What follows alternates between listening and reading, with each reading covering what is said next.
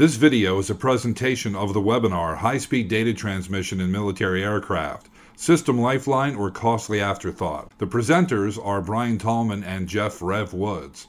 Brian Tallman, product specialist for military wire and cable, has 20 years at Gore, including Gore-Tex products for military garments, 12 years working with commercial and industrial cables, and 4 years focusing on aerospace and defense markets. Jeff Rev Woods is in market development in the Americas. He brings 24 plus years as a naval flight officer flying A6E intruders, ES-3A Shadows, and EA-6B Prowlers. 4 years as a NAVAIR systems engineering support contractor, and 12 years as a business development and program manager at Northrop Grumman. Now for the webinar, here's Brian Tallman. Thanks, Kevin. This is Brian Tallman, and I'd like to start with a brief introduction of Gore. Gore is a $3 billion company specializing in the development and application of PTFE, or polytetrafluoroethylene. Since our beginning, our focus has been on products that make a difference to society. Much like in Tallman, Gore's products are found in devices in deep space, in the human body, in military applications, in automotive applications, and in consumer electronics. Our products share one key principle from our founder, and that is that our products do what we say they will do. Gore has been in military applications since our early days, and you may know us for Gore-Tex footwear and Gore-Tex garments, but you may not know that Gore actually started in the wire and cable business and led efforts to define requirements and prove fitness for use in programs that range from the space program, Aegis Radar, and countless other programs. Currently, high-speed cables are the primary data bus for F-35 flight controls and on certain F-16 upgrades. In today's presentation, we're going to cover why we're here, how this impacts you, and what the steps are to ensure success. Gore has a unique perspective that combines heritage in commercial high-speed computing with material expertise in aerospace. For example, Gore was a key player in the development of fiber channel and gigabit Ethernet standards in the 1990s in commercial computing, and then Gore was able to use this experience to transfer the commercial standard into the military aerospace environment in the preceding years. First of all, why are we here today? When Brian and I started to put this webinar material together, we were really thinking about how do we focus the discussion on the importance of electronic wiring interconnection systems, or EWIS, to the aerospace world. And I think we realized that, since systems engineering is one of the keys to a successful program development, EWIS really needs to be considered as a system. So, modern avionics are highly dependent on connectivity, and the system that connects everything has a direct impact on the overall system performance. Because of the speed that we need for operating in today's various warfighting domains, operators really can't afford to have those connectivity-related issues, especially in the systems that give them mission or flight-critical information. Fortunately, many of the challenges can be mitigated by ensuring that EWIS engineers participate during the early stages of system design and engineering. This provides many opportunities to ensure that the right decisions are made to optimize mission performance. And we'll be discussing all of this in much greater detail throughout today's presentation. So the second section we'll have today is how this impacts you. As a former aviator, I'm hoping that today's presentation shows you that your EWIS wiring decisions will ultimately affect end user aircrew and maintainers. With the large increases in the number and complexity of aircraft systems, we're seeing many challenges, including moving more data faster, the size, weight, and power challenges of wiring and cabling, and life cycle costs. And in order to overcome these challenges, programs really have to consider both technical and material solutions for their wiring selections. An early focus on EWIS requirements can really pay off in the long run by greatly reducing the operational impacts on aircrew and maintainers. Again, we'll talk about more of these impacts as we move throughout the presentation. So the final section of the presentation today will be what are the steps to ensure success? And really, that will focus on identifying the right materials, cable, and connectors for installed performance. And this is enabled by having all the stakeholders participate in the development of industry standards and then leveraging and adhering to those standards throughout the design process. And then, as with all important things in life, you need good partners, because the bottom line is determine what you need, leverage the industry's unique capabilities and standards, and then own the effort as a complete team. And you'll come up with the right EWIS for a successful program. Now back to you, Brian. Jeff and I had the privilege of recently attending the Army Quad A Cribbins Aircraft Survivability Conference. And when we were there, we saw a presentation from Colonel Phillips, who is the Program Executive Officer of the Rotary Wing Program Office at SOCOM. Colonel Phillips articulated the systemic challenges facing the warfighter and acquisition when it came to the need for reliable high-speed data networks. His key points were that systems need to be adaptable and systems need to perform. So again, why is EWIS so important in aircraft systems? Well, if you think about it, cables are the lifelines of your electronic systems. They ensure reliable and accurate communication throughout the overall platform. So think of the mission computer as being analogous to your brain. The mission computer receives inputs from its sensors and systems. It then acts on those inputs and then sends out commands to the other systems and the original sensors. It's pretty similar to your senses feeding information along and throughout your central nervous system and up to your brain and then back out again. We rely on that to live. So, think about this. Your digital connectivity needs to be just as reliable on your aircraft or system. And if you damage the nerve endings or connectivity between your brain and your hand may not operate correctly. The same thing goes for your digital connectivity. While continuously moving cables through tight areas and installing them in the aircraft, they can be compromised by abrasion or just harsh contaminants like fuels, oils, and chemicals, and also extreme temperatures. And the damaged insulation or cables can lead to failures over time. And that really results in cost and labor-intensive downtime and repair and replacement. So, from the mission computer to the connectors and to the boxes, your platform's central nervous system can really have an impact on your system performance. Now a little bit of a perspective from this old seasoned aviator. In the 1980s, we all remember Top Gun, with Maverick flying his trusty Tomcat. Old Maverick and Goose had steam gauges and analog displays and really relied pretty much on the human in the loop for everything they did. And all those systems were really developed in contractor program-specific stovepipes. Things like Mill Standard 1553 was just being introduced. And the U.S. military actually thought that this 1 megabit per second digital protocol would suit its data communications needs for decades to come. Well, by the early 2000s, the F-14 was phased out. Old Maverick had moved on to Mission Impossible, and the F-14 was replaced by more modern aircraft like the F-18E, F, and G. You also had more industry consolidation, which helped to break down some of the stovepipes, but the cockpits were becoming even more digitized, and the reliance on moving those digits around became even more critical. But unfortunately, the EWIS, that wiring connection, tended to still be an afterthought. So if you look at today and moving forward into the next decades, everything's going to be digital. Whether it's fiber optic or copper Ethernet, the requirements on those wiring systems are only going to continue to increase. And the ability to move that data will have an even greater impact on mission performance as your weapons and sensor capabilities continue to evolve. Going back, to 1553, even though it's still used today, even in new airplanes, it's really only used for highly deterministic and low data rate applications, and it's really not able to support the modern data needs, and in fact, probably will force us to start looking at developing new protocols. However, on the bright side, I think there's a real opportunity for disruption here, and that's really based on getting closer to a truly open systems environment.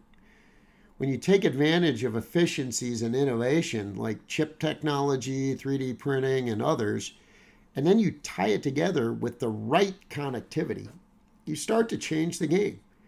And as requirements and capabilities continue to evolve, you'll need to architect upfront for the adaptability and the growth that's inherent in open systems, and that'll actually help you to avoid potential costly and time-consuming upgrades. Let's take a quick look at today's environment. And no matter where you are in the geopolitical world, everyone faces challenges. And these are really becoming more apparent in the cyber EW and space domains.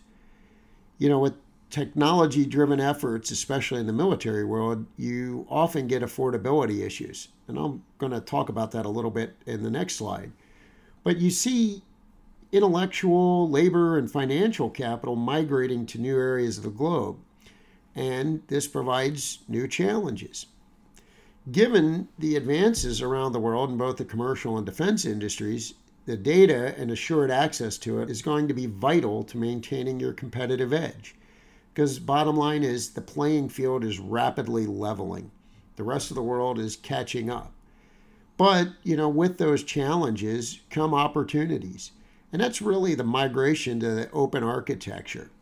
And, when you're considering connectivity solutions, you need to be thinking about having robust, trusted, standardized, and verifiable performance. And the systems you use need to be adaptable to innovation. That's your plug and play of boxes and systems, and affordable throughout the life cycle of a program. When you think about it, the ability for a nation or even a company to compete and lead or win in a complex world is constantly in flux. However, the digits, the data, and the information attached to that are and will continue to be the keys to success. As I said in the previous chart, we were going to talk about cost and affordability, and this chart really illustrates the challenges that we face in the aerospace industry today from an affordability standpoint. And it's not meant to show any negative aspects of specific programs, but rather just a snapshot of a few programs over the past almost 60 years. And really, it's showing that as complexity of each of these programs has increased, the costs have continued to climb with that. And when you think about it, we used to develop a new fighter every 3 to 5 years. You could afford to not have to worry about things like EWIS because by the time you needed to upgrade it or replace it, you already had a new airplane, so you didn't need to think about it. Well, today that's not the case because we're talking about several generations of technology, especially when you think about the commercial world, between when a program is awarded and when it finally reaches initial operating capability, or IOC. And you need to be thinking about, at some point, replacing something like a 1 gigabit per second Ethernet with a 10 gigabit per second or even 40 gigabits per second before an aircraft even IOCs. Well, what does that mean? You're going to get costly engineering change proposals and all the associated time and labor to retrofit aircraft. And each of those things has their attendant impacts to aircraft availability and performance long before the programs even mature. So, over the life of the program, that's never going to help bend that cost curve down at all. So now we're going to look at future cockpit considerations. As I stated earlier, the demand for data, and especially intelligence, surveillance, and reconnaissance data, is only increasing.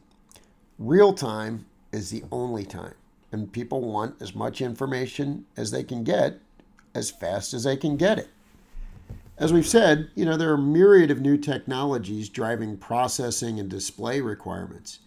And when you include other challenges like cyber and electromagnetic warfare, all of those will continue to affect your system performance and mission effectiveness if you don't plan ahead. But you do have standards efforts out there, including FACE, OMS, HOST, and SOSA that can really help define current and future capabilities and what to look for when you're considering system adaptability, flexibility, and security. So I think the reason we're all here today is to get industry and our customers working together to create the standards and then leverage them in order to produce systems that will meet all of the future cockpit requirements, both effectively and affordably. We just completed our section on why we're here, and the bottom line is that system networks are critical today and will get more critical for future systems. We'd now like to transition to how this impacts you, particularly for those of you who are warfighters or former warfighters. We'd expect that the answer to how this impacts you depends on each of your roles and how you interact with the Program Office IPT teams. At the suggestion of NAVAIR, we analyze Class A mishap data on U.S. Air Force UAVs, which they call remote piloted aircraft, in order to get some real data to share with you. We were able to present the data in a pie chart where you see electrical systems in blue accounting for 68% of all UAV mishaps, followed by propulsion systems causing 28% of mishaps and subsystems causing 4% of mishaps. Digging even more deeply, we were able to find that 35% of the electrical system issues were attributable to wiring. Wow, 35% of electrical system issues being caused by wiring on UAVs. That's really disconcerting because UAVs right now are the platforms that are leading the introduction of many new technologies, and they're also systems being tasked to use commercial off-the-shelf components, and they're having a significant number of wiring-related system issues. This is the reason NAVAIR recently formed their Wire Engineering Board to look at and address the systemic issues related to wiring. To illustrate how commercial off-the-shelf wiring can play a role, we'd specifically like to drill into Ethernet cabling. Ethernet cabling was introduced in the early 1980s around commercial applications, and it was designed to be scalable and inexpensive, and as a result it became the standard for commercial networks. Unfortunately, commercial Ethernet cable is not functional in aerospace environments for the reasons listed here, and I'd like to highlight flammability restrictions and EMI as significant challenges for aerospace environments. As a result of COTS Ethernet cable limitations, the aerospace community has rallied with SAE, the standards body of the industry, to define specific requirements. The aerospace challenges mentioned previously translate into requirements and recommendations that are clearly outlined through collaborative industry work to create MIL standards and recommended practices within SAE. These documents require or provide guidance in areas listed below. To illustrate the importance of having requirements defined, we need to talk about a critical algorithm within Ethernet standards called auto-negotiation. Auto-negotiation can occur for two reasons. First, auto-negotiation detects hardware to make sure that the link is communicating at the correct speed. Basically, if two devices are linked that operate at different speeds, auto-negotiation will detect this and lower the speed appropriately. Auto-negotiation can also occur when the system encounters transmission issues between devices. These transmission issues can come from poor terminations, poor connectors, poor cable, bursts of EMI, or installation damage that all can lead to cable degradation. On the positive side, auto-negotiation makes the system very robust. There's an algorithm that finds a way to transmit data. The downside is that the system user is not aware that there is now a slower speed operating between the devices. And since the issues that lead to auto-negotiations have an aggregated effect, it may be impossible to prevent issues without some sort of margin or link budget to account for normal system variation. The bottom line is that Ethernet is built to maintain the data link, which can slow system performance when the pilot needs it most. Okay, Brian. Yeah, that's exactly right.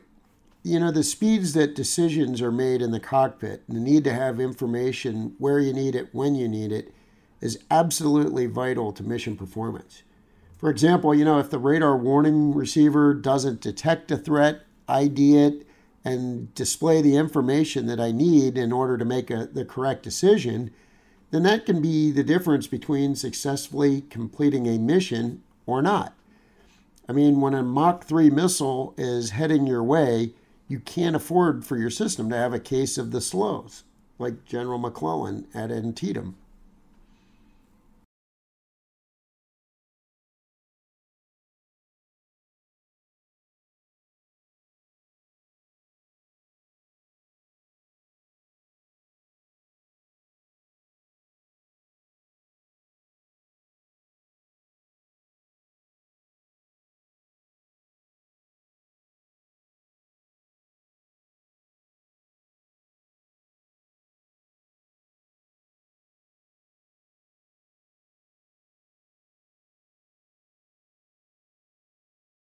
Okay, so, we've talked about, performance impacts. Now we're going to talk about the cost impacts with respect to your original investment. So your cost of failure versus the cost of investment, when you consider that 1% or less of an airframe cost is tied up in EWIS, that consequence for failure is very much out of sync or out of proportion with what you invested initially.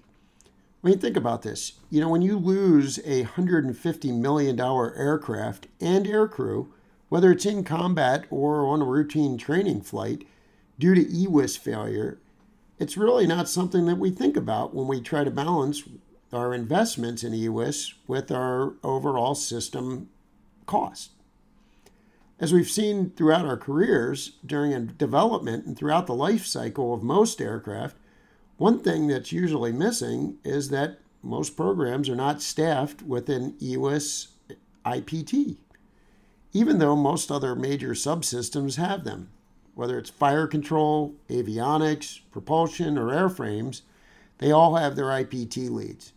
And, if EWIS and the components are really to be considered a system, and I think we all agree they should be, then we have to start thinking about that and staffing the programs at the appropriate level. Anecdotally, I recently saw that almost half of the U.S. bomber fleet is not fully mission capable. So if even a small percentage of those aircraft are down for wiring issues, you have to consider, so what is the dollar cost that I originally invested in that EWIS per the lost sortie, and how important is that to the warfighter? What is the cost of that downtime due to wiring issues and lost training and lost sorties per dollar invested in that particular system?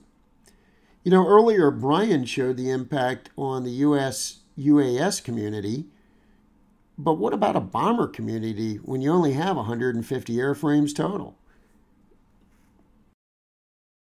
So our final section of today's presentation is, what are the steps to ensure success with respect to wiring? I think now we're at the point where we want to talk about the future and what we can do to drive successful outcomes. One thing that's really exciting is that NAVAIR has stood up its own wiring group, and they are actively engaging and leading in standards development. They're working to get into program offices to help in advance with specifications, and they're driving the use of qualified parts. What's even more exciting is that AFRL is also doing something similar. And I think what's even more exciting than that is that AFRL and NAVAIR often collaborate to improve these efforts. I think what we're looking at now is, what are some of the programmatic steps that can be taken to improve your outcomes, as well as Brian will talk about some of the technical and material aspects you can take to improve your outcomes. From a programmatic aspect, we're going to look at the current state of how wiring and cabling is purchased. And I think the key there is it's a buying process. It's not necessarily a systems engineering process. And this really goes back to our question of who contributes to the selection decisions, and then what drives those decisions, and finally, just as critically, when do they make those decisions? So we have a few stakeholders listed here, including the OEM program managers, system architects, the OEM supply chain, the program office, chief engineers, and finally, poor old Lieutenant Commander Woods, the squadron maintenance officer. So what do they care about? Well, from the OEM perspective, if it's not really in the contract, they're not going to worry about it. Things like total ownership costs and the long-term ilities, availability, maintainability, and installability are not something that they really have to worry about if it's not in the contract. And mostly they just think it's just wire and cable, and we'll get what we need after we've got our design completed. And then, their supply chain is really going to take their cue from their program office and look online for whatever meets their cost and schedule requirement. At the government program office, it's really not part of their thought process because they're paying the OEM to make those decisions. And then finally, way downstream, that squadron maintenance officer is just trying to keep the skipper off his back by giving him up aircraft. Because if he's got wiring issues, he doesn't really care what happens. He just needs to get them fixed. But the bottom line there is there's no real synergy among any of the stakeholders at any time in the process. And many of the decisions are made without a truly holistic approach, and they don't really consider the long-run impacts on the end user. So we just saw what kind of the current state of wiring and cabling decision-making is, and so let's look at what can be changed and how can we get better. First, involve all of the stakeholders together at the program office on the left side of program development. Leverage standards, set realistic specs, and then allow for future proofing and their attendant lower life cycle costs. At the OEM level, let's look at developing a system that takes advantage of the standards while still meeting your cost and schedule goals. And look at total life cycle costs and build in growth margin if you can. And that will allow you to mitigate the need for costly and time-consuming engineering change proposals and upgrades. And then, involve your supply chain. Ensure that all of the metrics are considered, not just cost. And keep everyone involved throughout the discussion if at all possible. At the program office, participate and lead in the standards development. Develop the specs based on those standards and drive long-term cost and performance consideration into your specs and contracts. And this will definitely help to ensure you get better outcomes for the end user. Because at the end, all that squadron maintenance officer cares about is reliability, reliability, reliability.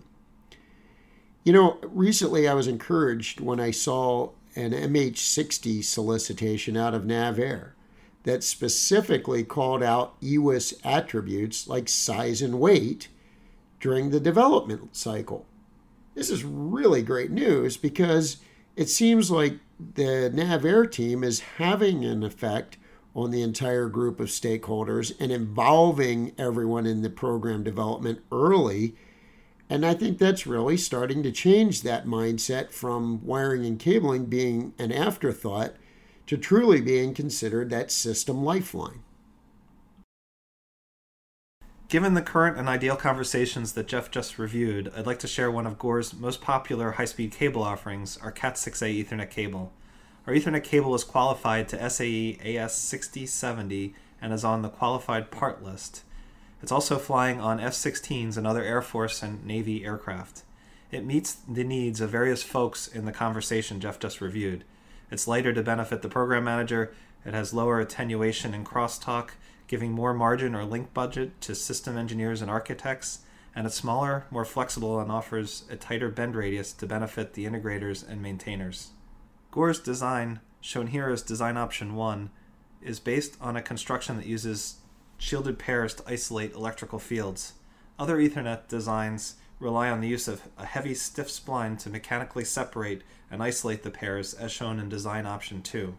In the next slide, I'd like to tell you why Gore's material expertise makes it possible for Gore to use shields and offer a significant size and weight savings.